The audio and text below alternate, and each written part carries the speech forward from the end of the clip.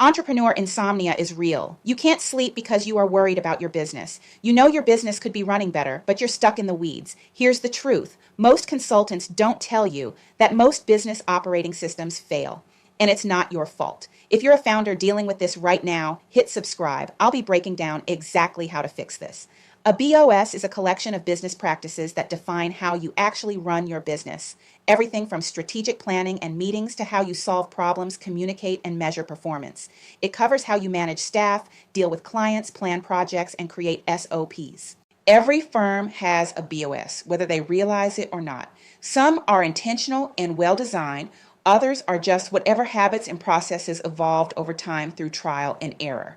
I've rebooted over 95 failed implementations, and I can tell you exactly why they crashed, and more importantly, how to build one that actually sticks. Because here's the thing, you don't need another rigid framework that worked for someone else's company. You need a system built for how your business actually runs. In the next 7 minutes, I'm going to show you the difference between a BOS that becomes shelfware and one that transforms your operations without burning out your team.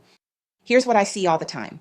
Founders obsess over marketing and sales, which makes sense, you need revenue. But you can't completely take your eyes off of everything else that matters when you're growing. Client onboarding, delivery, project management, accounting, HR, and you can't duct tape these as you go. And the stats reflect this. The U.S. Bureau of Labor Statistics shows 20% of businesses fail within 2 years, 45% within 5 years, and only 25% make it to 15 years or more. Why? Because they're building their operating system reactively, responding to crises instead of planning ahead.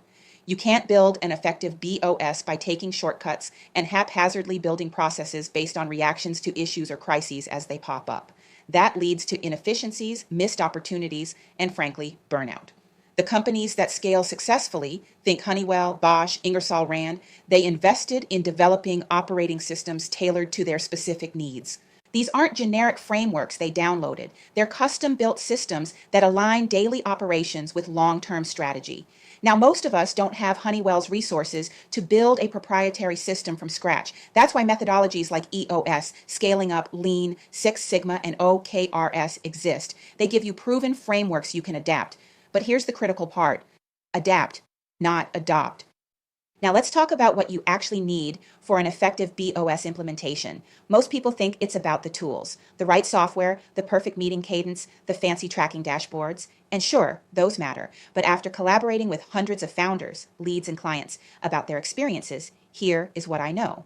If you don't have these three things, none of the tools will save you. First, a true leadership team.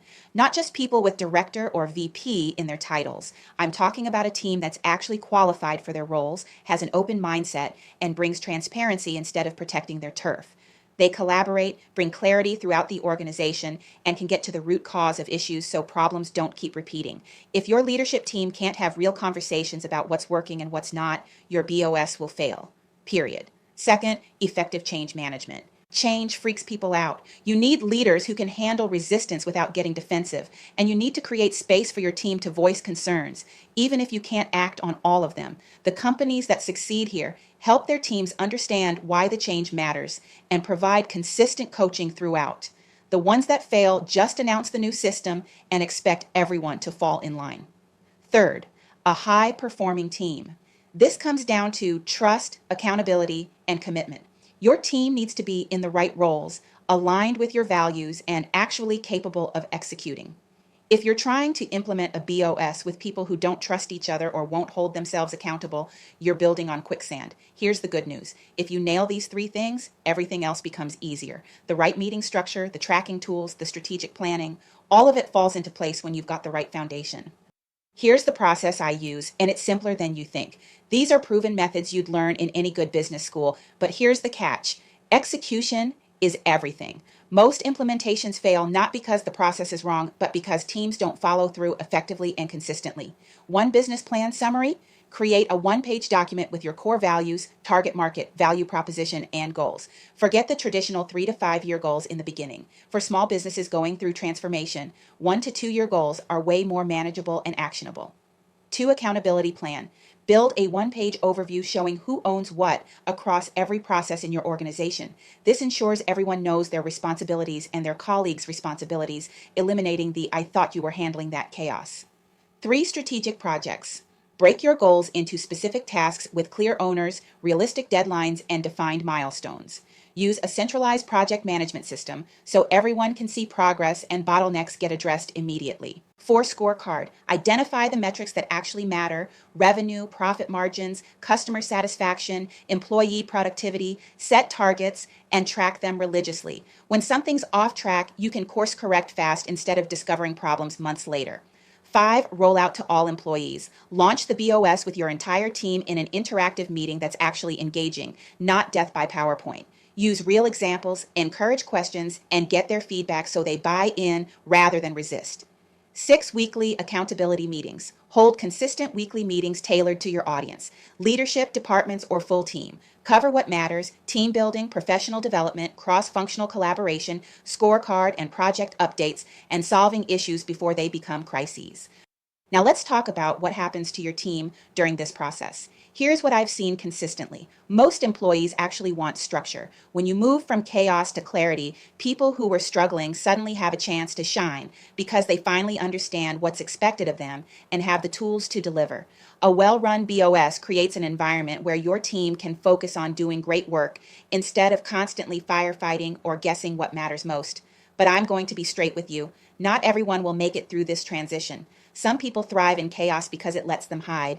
They look busy without being accountable. When you implement real structure and accountability, those folks either step up or they self-select out. And sometimes you'll need to make tough calls. If someone can't or won't adapt to the new system, it's better for everyone, including them, to part ways. Bringing in people who embrace structure and accountability will accelerate your momentum way faster than dragging resistant team members along. The good news: the people who do embrace it become your biggest advocates. They'll actually protect the system because they see how much better their work life becomes. So what's the timeline to see results? With solid change management and consistent execution, you'll start seeing wins within the first 6 months. Things like clearer priorities, fewer dropped balls, better team alignment.